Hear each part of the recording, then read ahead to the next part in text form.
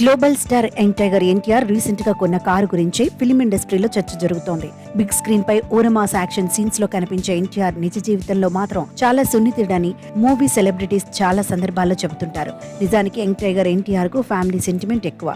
Cinema audio function లో పాల్గొన్న ప్రతిసారి ఆయన అభిమానులకు ఒకటే మాట చెబుతారు, ప్రతి ఒక్కరికి ఫ్యామిలీ ముఖ్యమని, వారి తర్వాతే ఎవరైనా అని ప్రతి మూవీ ఫంక్షన్ లో చివరి మాటగా చెబుతుంటారు. ఇక తాజాగా తను ఫ్యామిలీకి ఎంత ఇంపార్టెన్స్ ఇస్తాడో మరోసారి రుజువైంది. రీసెంట్ గా తను కొన్న కారు నెంబర్ ప్లేట్ పై ఫ్యామిలీలో తనకెంతో ఇష్టమైన వారి బర్త్డే ఉండేలా జాగ్రత్త తీసుకున్నాడు. దీంతో ఇక ఇప్పుడు ఎన్టీఆర్ ఫ్యామిలీ సెంటిమెంట్ గురించే ఫిలిం నగర్ లో తెగ చర్చించుకుంటున్నారు. గ్లోబల్ స్టార్ ఎన్టీఆర్ తను రీసెంట్ గా కొన్న బెంజ్ కార్ ను నాన్ ఫ్యాన్సీ నెంబర్ 1422 మీద రిజిస్ట్రేషన్ చేయించినట్లు తెలుస్తోంది. ఇలా ఓ నాన్ ఫ్యాన్సీ నెంబర్ మీద తను కొనుక్కున్న కారును రిజిస్ట్రేషన్ చేయించడంతో అందరూ ఆశ్చర్యపోతున్నారు. అంతలా ఆ నెంబర్ లో ఏముందని ఫిలిం నగర్ లో తెగ మాట్లాడుకుంటున్నారు.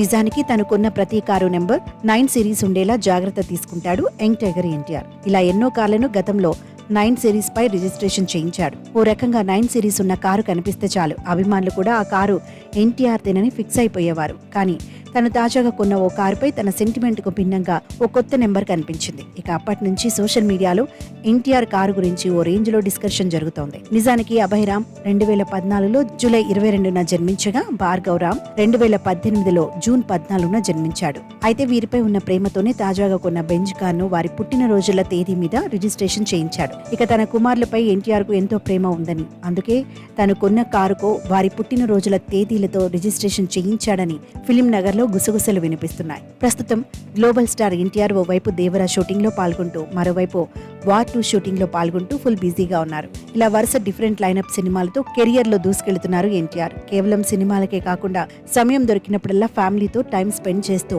అందరికీ ఆదర్శంగా నిలుస్తున్నాడు.